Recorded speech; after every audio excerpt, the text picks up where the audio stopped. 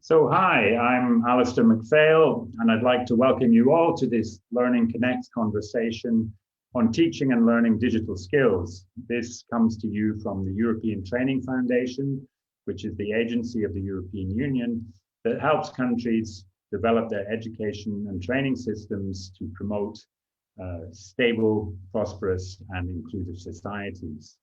Now, at the ETF, we've been working quite intensively on issues relating to the future of work and the future of skills, what skills people will need in a future that is being transformed by technology and by the green agenda. And one of the conclusions that we come to from this is that digital skills are fast becoming an essential requirement for everybody, not just in the high-tech sector, which is driving innovation and driving disruption across our economies, but also in every professional activity and in everyday life. So to talk about how people can learn digital skills and how teachers can support them in acquiring them, we're very pleased and proud to welcome three people who are deeply involved in education and digital issues. First of all, Sandra Mangas. Welcome, Sandra. Sandra is a teacher of business in IAS Arterial, which is a vocational school in Valladolid. And Sandra is very involved in using virtual enterprise platforms to help her students develop entrepreneurial and digital skills at the same time. And we're very pleased to welcome also Mona Mohealdin. Welcome, Mona. Mona works for IBM, and she is P-Tech liaison for the iTech Applied Technology School in the outskirts of Cairo. And Mona is part of a pioneering initiative in Egypt to reinforce partnership between schools and industry in the tech field. And I hope we will hear a lot more about this very soon. Last but not least, of course, we have Selçuk Arslan. Selçuk is a computer science teacher at the Ataturk Vocational and Technical High School in Ankara, Turkey. And Selçuk is a multi-award winning teacher. I won't even start to list all his awards, but if you go onto his personal website, which we will share in the chat, you'll be able to see everything. The one that impressed me most, I think it was Microsoft Wonder Working Teacher. I think that's a title that any teacher would be proud to hold. Besides this, Selçuk has been a real motor for innovation and initiative in digital education in Turkey. He's been involved in a wide range of initiatives and projects as leader and as participant, including projects with the European Training Foundation. So welcome, Selçuk. And I'd like to take this opportunity now to welcome all of you out there who are following this broadcast from all over the world. We're very much interested in hearing what you have to say, so please get into the comment section of this broadcast. Tell us who you are, tell us where you're coming from, and share your thoughts, your comments, and especially your questions for the panel as we move through this discussion. And just to give you all a flavor of what we're going to hear in the course of the next hour, I'm going to ask each of the participants to tell us the three things in very short 15 seconds, three things that you want everyone listening to this to come away with at the end of the discussion. So I'd like to start with Mona. What are your three things? Thanks, Al, for the introduction and for the question too. For us, it will be the importance of developing the vocational education to the economy stabilization. The second thing is that the digital transformation is the focus of the entire world, and we have to help the new generation to be a main part of these transformation activities.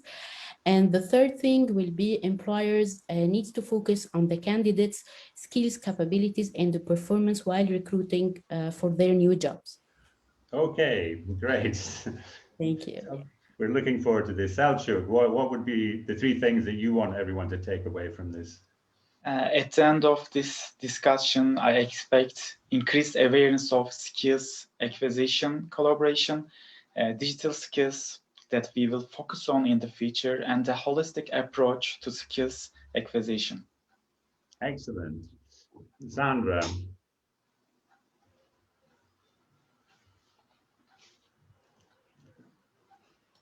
You need to, you're muted. Sorry. I was thanking you for the introduction, Alistair. For me, digitalization is a growing trend, and it might be a threat for some jobs, but I would like to point out that there will also be a wide range of new positions available. And therefore, we will have to upskill and reskill constantly and be ready to embrace lifelong learning if we want to stay relevant. And finally, I believe that we as educators, we have the important role to ensure that our students acquire those digital skills, since they will be using them not only for the future jobs, but also to be prepared citizens and have access to all the services and possibilities that the digital world has to offer. Thank you very much. I think that's an important point. This is not just about work, it's also about life, it's about citizenship. So let's get a bit more into the meat of the topic here. We had a very interesting conversation 1 week ago about the future of skills in different sectors of the economy impacted by tech. And one of the speakers, Eli Eisenberg from Israel, remarked that unlike in education, very often in business, if you're developing a product, the first thing you think of is what is that product, what are the qualities of the product, what are the functionalities of the product, and then from there you work backwards towards thinking about how you're going to produce it. And so I'd like to launch a bit of a challenge here to say to ask each of you, I mean, what are those behaviors, what are those skills, what are those elements of knowledge that you want your students to have at the end of their educational journey with you, and then to go back and tell us what processes you have in place to ensure that your students acquire those things that you're aiming to give them. So just to start with you, Selçuk. Before answering this question, I would like to briefly talk about the structure of vocational education at the high school level in Turkey. There are 105 different branches under 47 different professions. Looking at the ICT field, there are branches of software development and network management and cybersecurity. There are limits to develop the skills which students will need, and schools use the framework curriculum determined by the Minister of Education. Skills in vocational education in Turkey are divided into 2 categories. One of them is basic professional skills. The other is advanced and specialized professional skills. Basic professional skills in vocational and technical education programs, laboratory and vocational courses, and advanced and special professional skills in enterprises are aimed to be gained through vocational training and elective vocational courses. With the Turkish qualification framework, the expected skills from graduates are divided into 8. These are communication in mother tongue, communication in foreign language, science, technology, and mathematics literacy, digital literacy, learning to learn, social skills, initiative and entrepreneurship, and cultural awareness. The importance of vocational schools in creating a country's human resources is enormous. We try to focus on the practice to develop these skills in our graduates. In addition, we support it with basic theoretical information.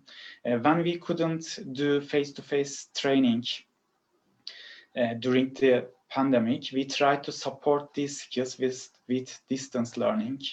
Yes, it has been difficult, but we have made efforts to minimize learning losses. We have organized workshops and webinars on specific topics for students. We have shared with students the internet resources they can use to support skills. Students also benefited from EBA, an e-learning platform. In addition, all books that will be used in vocational education this year have been re-prepared and presented to students in digital platforms. And this week, vocational schools in Turkey opened face-to-face for practical lessons, and this will make it easier for us to give students the skills we want to acquire. Okay, thank you very much, Selçuk. You're welcome. I'd like to pass over to Mona now. I mean, what are people? What are the graduates from your schools like when they finish the process, and what's special about the education that they get in your schools? Okay. We are focusing on digital and professional skills to fulfill the business market needs.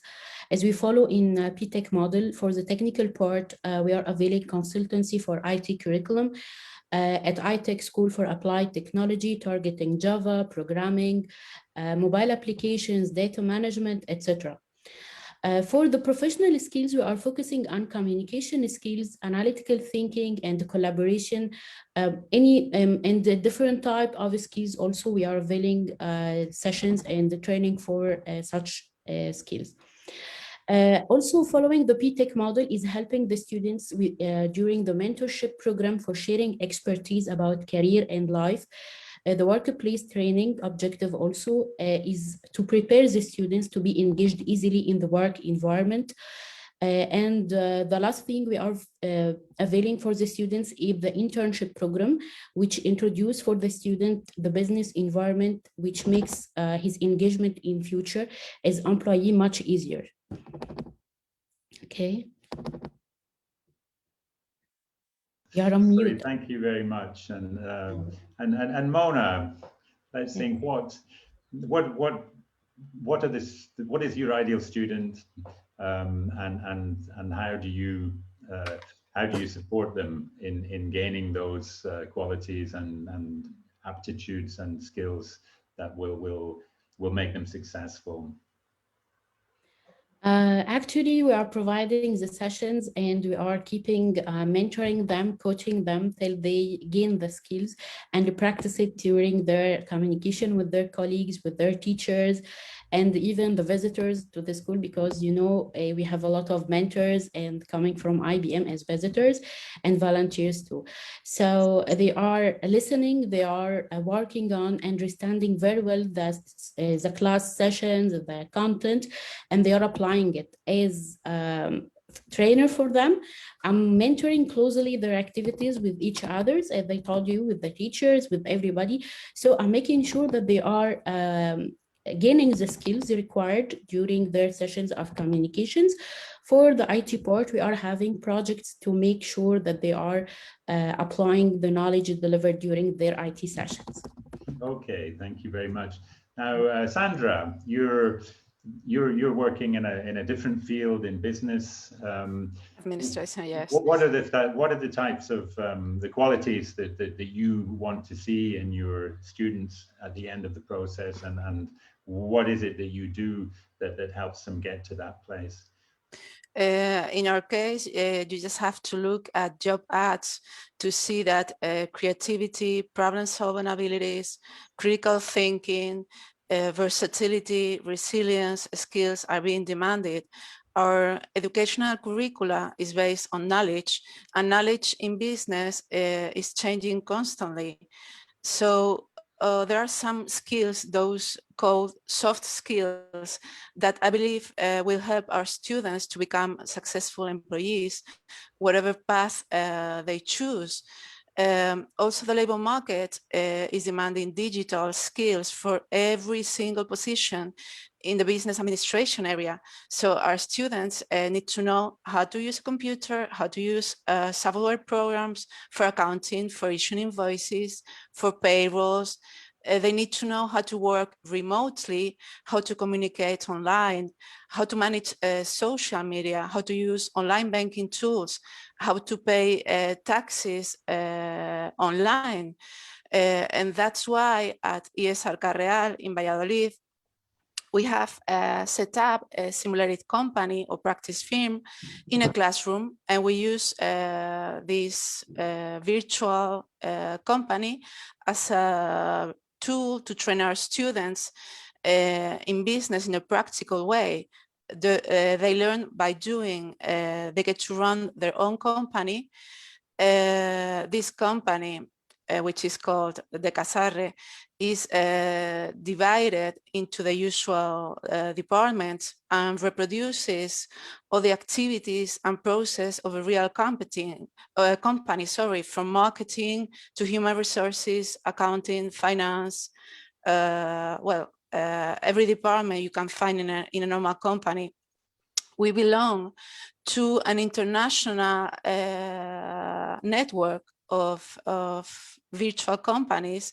Here in Spain, it is managed by the Inform Foundation, and in Europe, it is handled by the European Practice Enterprise Network. Basically, what we do is to use a virtual platform to buy and sell goods among all the practice enterprises. There's no actual transfer of goods. I mean, we are not going to sell you a cheese, but the trades take place for real. Orders are made, invoices are issued, payments are transferred. In the virtual platform, you can find all the usual actors you will be finding in a company's real life. I mean, there are different banks, there are suppliers, customers, official institutions. We even get fined if we pay our taxes too late. I mean, it's like real life.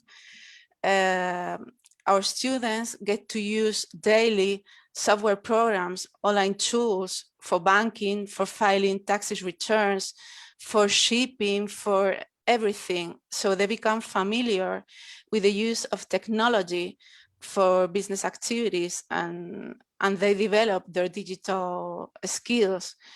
This project also enables us to work on subjects that are not included in the official educational curricula.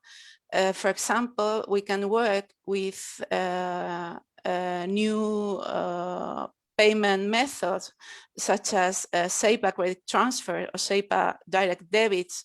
If you look at the curricula, we should be working with bills of exchange or checks, but those are not being used anymore. This virtual platform allows us to do real banking online operation. Or for example, we can file tax returns electronically, which is mandatory in Spain. I mean, you have to do that online. And we need to train our students to be able to do that, or to manage a social media account from a professional point of view. Or all our students have social media accounts, and they all believe they are experts, but the truth is they don't know how to manage a social media account professionally. They don't know how to promote a post, how to create quality content, how to engage, how to analyze the statistics.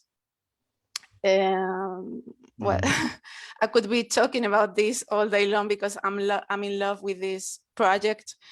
It sounds like this is the equivalent of a flight simulator for business. So people are, let's say, they're doing all the things that you would do in real life, but in a safe place. They're not going to go bankrupt and lose their house at the end of the process.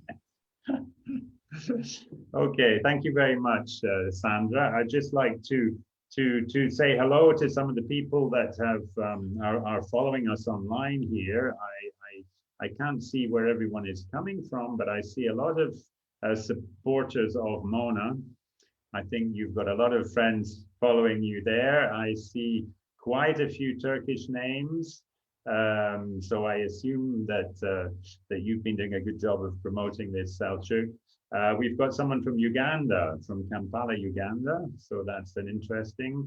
And judging by names, we have people from Albania. We have people from Georgia. So I'd like to say a big hello to all of you. It's great that you're following us. I hope you're getting some interesting insights out of this discussion. And please ask your questions. And while we are on this topic, I'm going to go a little bit off script a minute here. We've got someone asking about girls in tech. I mean, she's remarked that there's typically a big gender imbalance in tech studies and in the tech industry, and what can we do to encourage more women and girls to get involved in technology? And I think I'm going to put this question to you, Selçuk, because I know you've been involved in some projects and some initiatives to get girls involved in tech. So can you tell us what have you been doing to try and redress the gender balance in tech, and what do you think we can do more? Thank you, Alastair. I conducted some projects about coding and especially for girls, and you might be wondering why I started these projects. According to research, the number of women as a worker or manager in the field of ICT is very low. And according to policy documents, the countries declare that they need more women ICT specialists. Because of that, I started some projects such as More Coding, More Girls, and the Girls Encountering Technology. And I and my friends use some collaborations, school industry collaboration and school university collaboration also. And at the end of the project, we reached some important outcomes. Students' coding awareness and skills raised impressively. Their presentation skills were also improved. The number of students who selected ICT department increased. Also, their academic achievements dramatically improved, and they gained confidence and kept on coding. And also, I mean, do you think that girls bring something special to tech that boys don't necessarily do? I think they are better than boys. According to my experience, I worked a lot of school, and two of them is vocational schools for girls. And my experience, they are really very successful. Thank you. And I'll put that question to Mona. You're a woman in tech. Can you tell us what's the situation in Egypt, and what can we do to encourage more women and girls to go for those nerdy professions? Actually, at the school, we have a lot of girls, and they are performing very well in all the subjects. And we are keeping encouraging all the students and the girls to express their ideas, to be engaged in different activities. It's all about the self-confidence that they are gaining through their education and training period. We need to encourage the girls to be more and more confident and more expressive of their ideas and their needs, actually, so they can go forward in different models of education and different fields. Thank you. Sandra, have you got views, ideas on this topic, or is maybe this an old thing? I believe it is an old thing. I mean, I have read some research that has been published here in Spain, and there were a majority of girls in IT careers. And for example, in my school this year, most of people are girls. I mean, I think it's maybe unluckily a thing from the past. Okay, that's great. So we're going to go back on script now, and we're going to go back to the questions that I shared with you earlier, and I'm going to go to Mona. I mean, we've heard some let's say a lot about the importance of cooperation between education and business. You're involved in what I think is quite a pioneering initiative in Egypt. And could you share with us a little bit about, let's say, what's in it for the schools, what's in it for the students, and what's in it for business to have this close cooperation with the education system? Yes, of course, Al.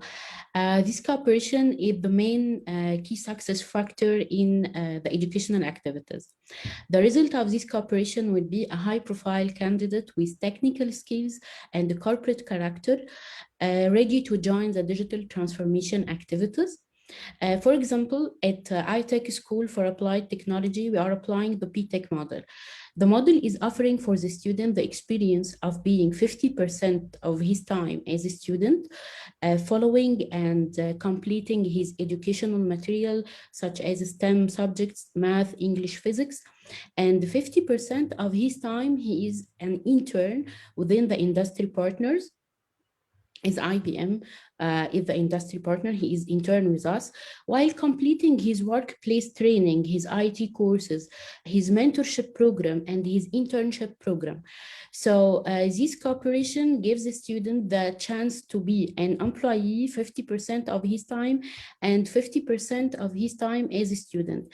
After his graduation, his engagement in the business market and the jobs related to having digital skills will be easy for him and very familiar culture. He will be very familiar with the culture of the business environment. Okay, thank you very much for those insights. Looking, let's say, talking about cooperation, this cooperation with business is vital. I think there's, let's say, cooperation between schools and civil society organizations, cooperation between schools and higher education. I think, Selçuk, can you tell us a little bit about your experience of cooperating at those different levels, and what does that bring for your students, and what does that bring for the school? Thank you, Alistair. As a teacher, I have significant experience in this regard. First of all, I care very much about the cooperation of schools and NGOs.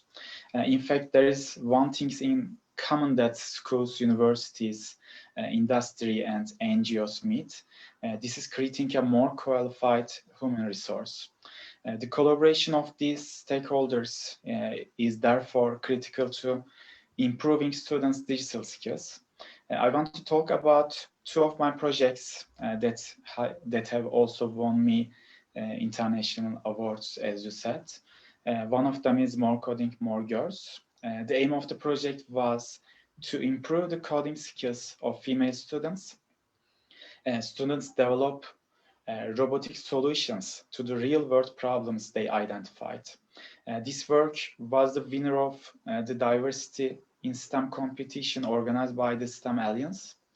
As for the project's relationship with voluntary sector, Science on Stage Europe has given small grant to this project.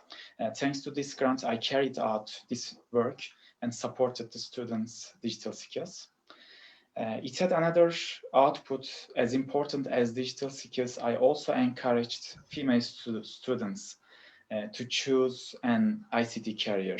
In this way, we contributed to quality education and gender equality from United Nations Sustainable Development Goals. Another project I would like to mention is the Girls Encountering Technology project. Here we cooperated with both the voluntary sector and the university and the industry. In the first stage, our school was included in the Microsoft Imagine Academy program. Microsoft Global Partner ID has improved students' digital skills through both face-to-face and distance learning. In addition, students took important steps by taking exams and receiving important certificates. We also organized coding camp with Hacettepe University Lifelong Learning Center.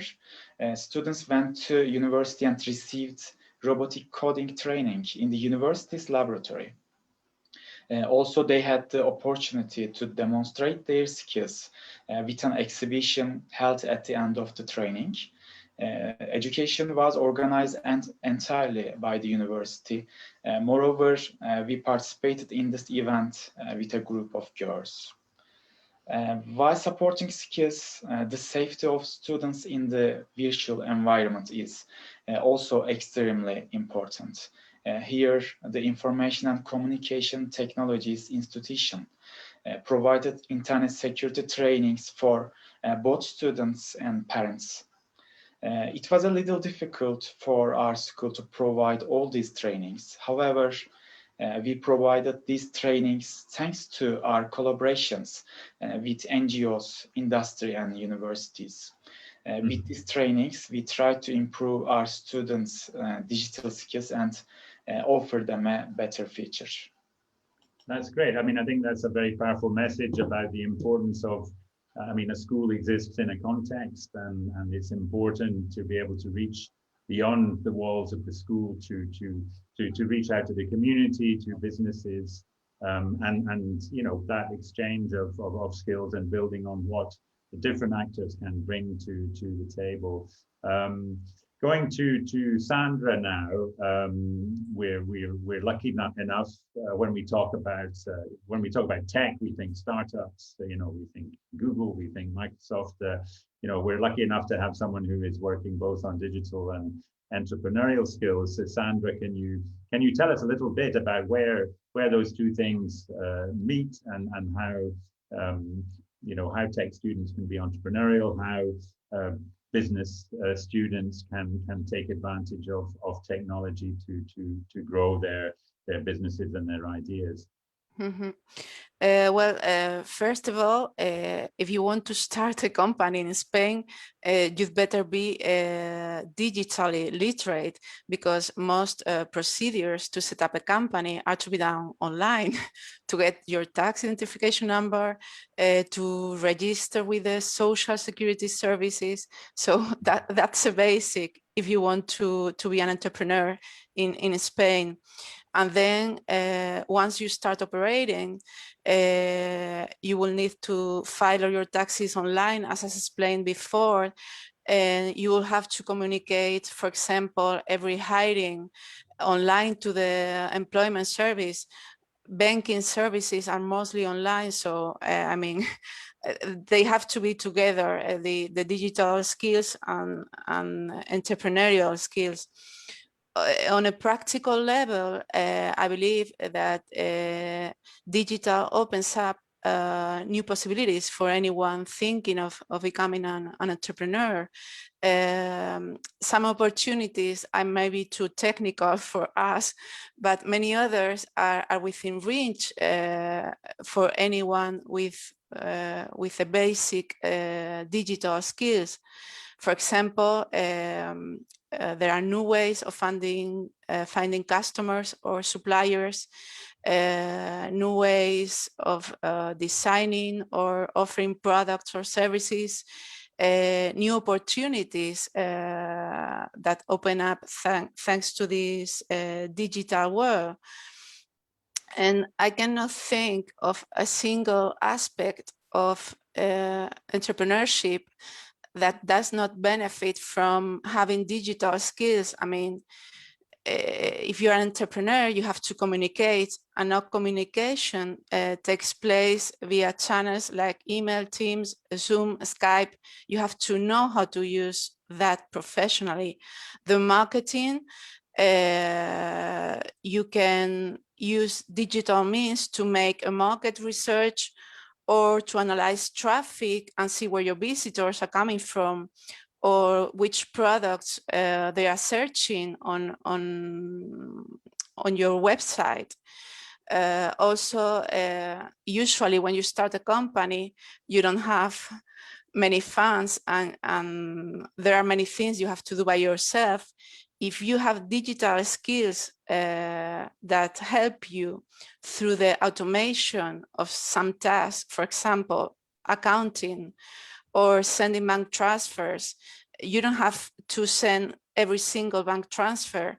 You can take a file from your software program and then send it directly to the bank.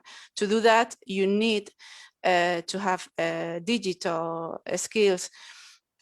In terms of education, at ESR Carreal, we believe that the best way of learning is learning by doing, and we apply this also to entrepreneurship. That is why we offer our students the chance to simulate the setting up of a company without risk. And so they develop a business plan from the executive summary, market research, product development, marketing plan, financial plan, till the final presentation. And then we see if the idea worked or didn't work. But it's always interesting. I mean, they always learn and they get those entrepreneurial skills they will be needing if in the future they want to start their own company. Our next step would be to create a dedicated space for creating businesses in our school. We want a room where our students can be creative and explore new business opportunities, where we can collaborate with real companies and entrepreneurs who can share their experiences. I mean, we are working towards that. Great. And just a quick question to Selçuk and to Mona. Do your students, do your tech students also get training in entrepreneurship as part of their courses? Selçuk, do you want to say a few words about that? Yes, in our education system, there is a lesson about entrepreneurship, and all of the students must pass this lesson during their careers. And do you see the next Amazon or the next Google coming out of Turkey, and will it be one of your students? I hope, and also I must mention that I think social entrepreneurship is also very important in our future, because sustainability is very important topic and hot topic for these days. And because of that, I try to give some social and entrepreneurship skills to my students also. Brilliant. And Mona, I mean, I don't know if this is a fair question for you. You're working for IBM. Are we going to see a massive competitor for the big tech companies coming out of Egypt? For the students, we are availing the training related to workplace and IT, and we have a very rich portal, OpenPTech portal, to the students to avail different type of education. And we have the digital badges, of course, is at the end of completing their online courses and online education.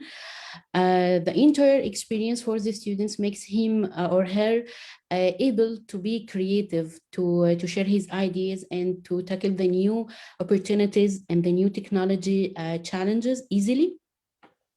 We have the most interesting part for the students, the role plays and the project creation during the sessions. This part is very interesting for all of them. They are playing the role of a team member, of a team leader at the same time, so they are seeing the business from different perspective.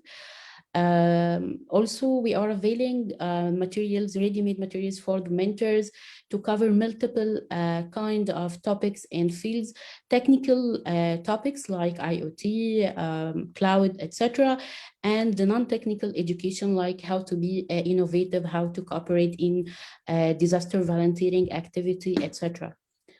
Yeah. Okay. I'm just going to go very quickly. We have someone, Antigona, from Kosovo, and she's raising a very important question. I mean, we've been talking about, I think Sandra in particular reinforced the message about the need to have digital skills for everyone in all occupations of all kinds, not just in the tech sector. And she's raising the question about availability of equipment and connectivity. I mean, do you see this as a barrier to people acquiring digital skills on the scale that we're going to need for the future? I don't know if I've got you there, Mona. Are there parts of Egypt or sectors of the population who don't have access to devices, to connectivity, to enable them to acquire the skills that they will need? Actually, during the crisis of COVID-19, all the school sessions were planned to be virtually delivered. Mm-hmm. And the students were very responsive, the school, the ministry, everybody worked together to make it happen. And we were capable to deliver the sessions, and we made a schedule for entire sessions virtually. So for connectivity and devices, we are working on, I think everybody in Egypt now is having smartphone, as far as I know, for the school. So it's accessible, it's easy, and we had been capable to recover quickly the educational activities during the crisis of suspending the entire country's activities in the other countries we had been living this experience. And this gives the students the culture of being a participant in online events and their activities, their skills to be self-learner, to develop materials online, and to speak easily via the connection of, by example, WebEx or Zoom or whatever software we agreed on to work on. And it was for them a true experience to evaluate that the technology and digital skills are important, and it can save business, it can save souls even by technology. Thank you. And Selçuk, what's the situation in Turkey? If the population is to have the skills they need, is access to devices and connectivity a barrier for some people to acquire the skills they need? I think here's not a big problem to reach devices, but some disadvantaged areas have trouble about it because of that. A lot of NGO and the government try to solve this problem because of digital transformation. So this is, I don't know, I'm going back to Sandra now with maybe an issue which is something, a problem from the past. Do you think the digital divide is something from the past? Is it something that we're getting over? Well, I think it is still happening. I mean, for example, my pupils during the pandemic, we kept on having classes using Teams, but some of them didn't have a computer at home, or some of them couldn't afford to pay for phone cards. In this case, it was the official institutions and our school that offered a computer to those students and free mobile phone cards. So I think the problem exists, but solutions are being taken to solve them, to avoid the digital gap. I think this relates maybe to what we are going to talk later about what the institutions, the official institutions can do to help avoid this situation, and that there is kind of democratization of digital skills and everybody has access to them. Okay, so well, let's take it from there. I mean, you raised a question, Sandra. We were, let's say, another thing that comes out from the studies that the European Union has been doing and the European Training Foundation has also been doing in the countries is the gap that there is between the level of digital skills that people will need to thrive in this future environment, which will be transformed. Jobs will be transformed by automation, by the drive towards green economy, by digitalization, whereas the level of skills that people have now are quite a long way behind where they will need to be. So, I mean, what can education systems do to help the wider population, not just young people, bridge this digital gap between where we are now and where we need to be for people to be successful in the future? Do you want to continue your thoughts? Yes. Well, for me, the key is to get more funds for schools and for initial and continuing education. We need to invest in digital skills so that everybody has access to them. Also, I believe we need a more flexible educational curricula. I mean, sometimes I detect, for example, that some knowledge is being, or some skills are being asked for in job ads, and I cannot train my students because I don't have the training myself, or I cannot change what I have to teach because I have to follow what has been established by law. So at least business world changes so quickly that we need to receive, we as teachers, I mean, we need to receive constant training, and we need to be able to make quick changes to what we have to teach. I mean, for me, that's the answer. Mm-hmm.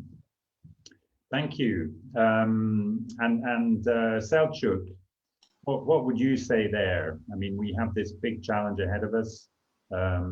It's not just young people; it's the whole populations that need to up their game when it comes to digital skills. What are your thoughts on that? We are experiencing a very rapid digital change. Therefore, we can say that the curriculum is a little far from meeting the skills needed in the future. Until now, curricula may have been updated at longer intervals. However, it should be updated at shorter intervals from now on. Also, teachers who can provide students with skills must be supported quickly. Developments in fields such as artificial intelligence, Internet of Things, data science, etc. are truly dizzying.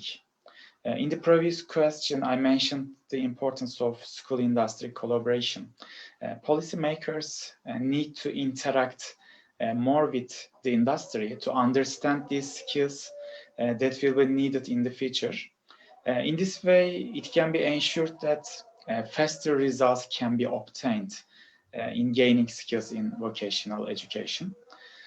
I think the quality of education can never exceed the quality of the teachers. According to many studies, teachers have trouble learning and teaching digital skills.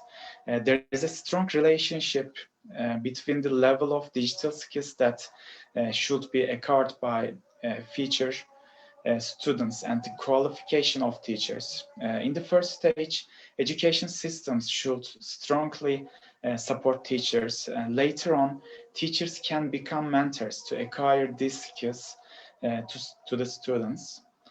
Today, we mostly talk about digital skills, but the pandemic process show us the importance of social and emotional skills as well as digital skills.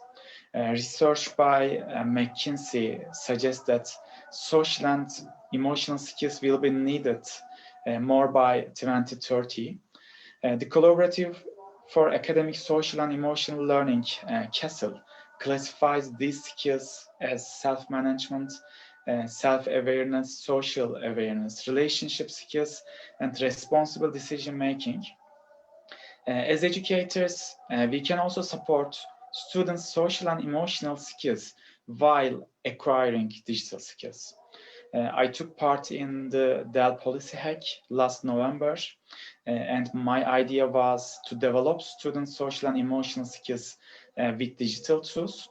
In fact, we can address all the skills that students will need with a holistic approach, so we can support different skills at the same time. Wow, I mean, that's very interesting, because I think in people's minds, they think that the technology is a barrier to human interaction. People are interacting with their smartphones, and when there's, instead of talking with the person. Let's say, can you say a bit more about how, let's say, what sort of tools were you using to develop the social emotional skills with tech? Can you say a little more in detail about what methods you were using there? Yes, I can mention about my idea during the competition. My idea was that we can use gamification in order to develop students' social and emotional skills. I think the pandemic period is very important for whole world, and this period we use a lot digital tools, and because of that, I think we must think that social and emotional skills can also improve, because in face-to-face education it is very hard to improve these skills, and during pandemic it is too hard. Okay, that's very interesting. So linking a bit to the kind of virtual enterprise, it would be a kind of virtual social environment that people could interact in. So Mona, getting back to the question about where we are now with the digital skills in the population, and where we need to be. I mean, what's the situation in Egypt, and what kind of solutions are governments and companies like yours, what are they bringing to the table? Local and the audience, we are working to make sure that education equips the students with the needed skills to find the suitable job. We have to integrate industry needed skills of future, like digital skills, in any educational model. So, and that's what we do in PTech model to fill in the gap. Also, the flexibility of the model and its content to adapt all the changes and the different level of digital skills. So it's all about the flexibility of educational system, like the applied technology schools in Egypt, and the availability of an innovative program for education like PTech model. So this is the main concept for filling the gap. Mm-hmm. And we've got an interesting question here from Fiorella Pahumi. Might be somewhere from the Caucasus, I think. She's asking about the training of the teachers. I think, Sandra, you mentioned a little bit about that, and so did you Selçuk. Sandra, could you say a little bit more about how we can train teachers or enable teachers to acquire the digital skills that they need then to pass them on to students? Mm-hmm. Here in Spain, I believe we are lucky, and in Castilla y León, where I live, we are offered all the time many courses. But I believe there are three problems. First problem is we have to do those courses apart from our job. Sometimes I want to make a course and I do not have the time. As I explained you before, I have 3 kids, I am a teacher, I give my all to my job, and sometimes I want to make a course and I don't have the time. So maybe it should be mandatory that part of our job would be to be trained, to keep up to date with the changes of the labor market. And then sometimes I read research or job ads to look what the companies are looking for, and I see a software program. I want to be trained in that program, but it is not included in our curricula. I don't know how to get that training I need and I want, and I believe it's important for my students.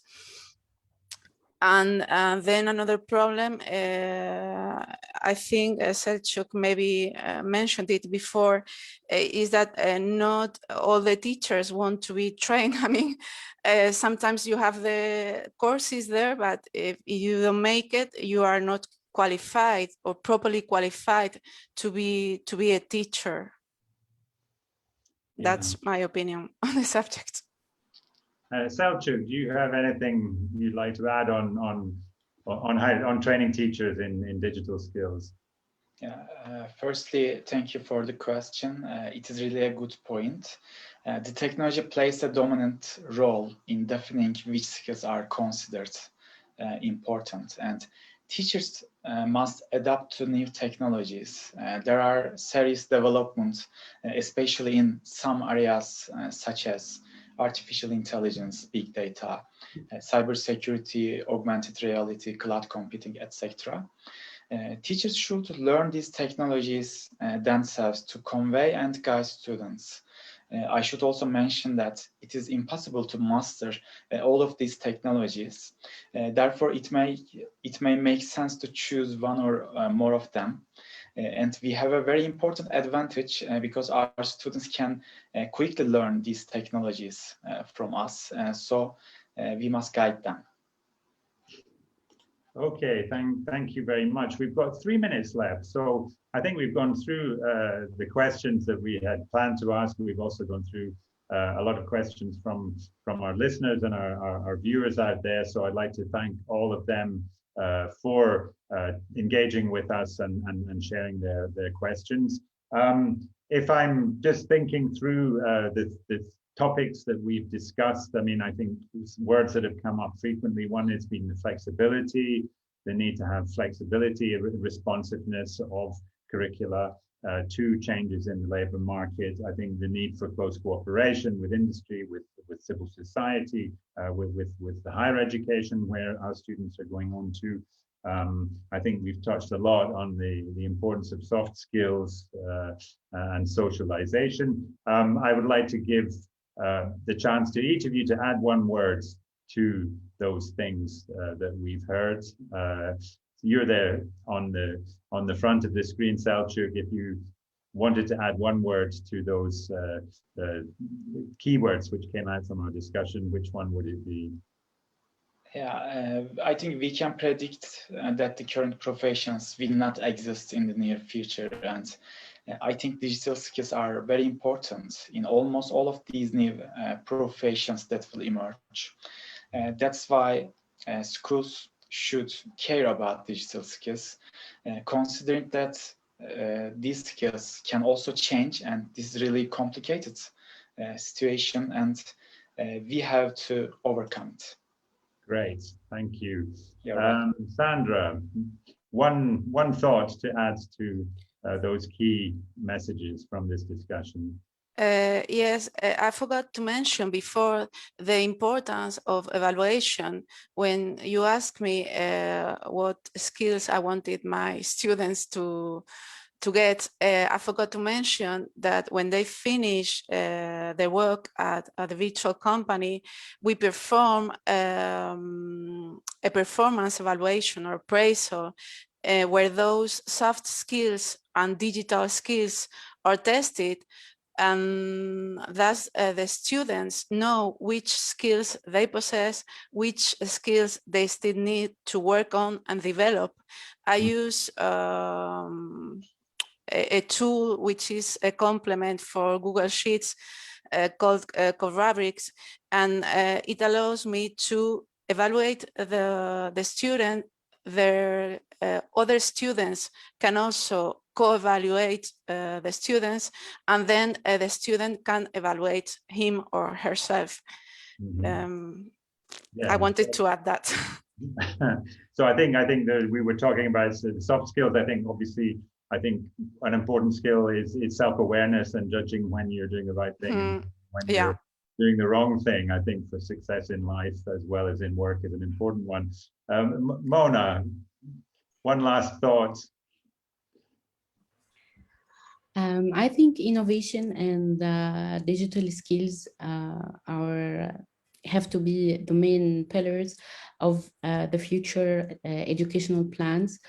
As we mentioned before, actually we have the applied technology schools in Egypt availing the partnership with industry partners and PTech model, a very flexible model and available to be adapted by different domains. So we need to focus on the flexibility, the innovation, the digital skills, and accepting the changes made by the technology and adapting the new ideas available by the new generation in different domains. Okay, so with that, I'd like to say thank you very, very much, all of you, for sharing your thoughts, your insight, your experience with us. And then thank you also to all our listeners out there who've been following this discussion. To you, Sandra, Mona, and Selçuk, I would just like to say, keep doing the great work that you're doing. And I'm really going to be checking the newspapers to see when the next Google or Apple, Amazon is going to come, and I'm going to see where those entrepreneur tech people, what school they went to and who their teachers were, and I wouldn't be surprised to see your names there. Okay. Thanks. Thank you very much, and bye-bye. Thank you very much. Thank you all. Everybody. Thank you. Bye-bye. Bye.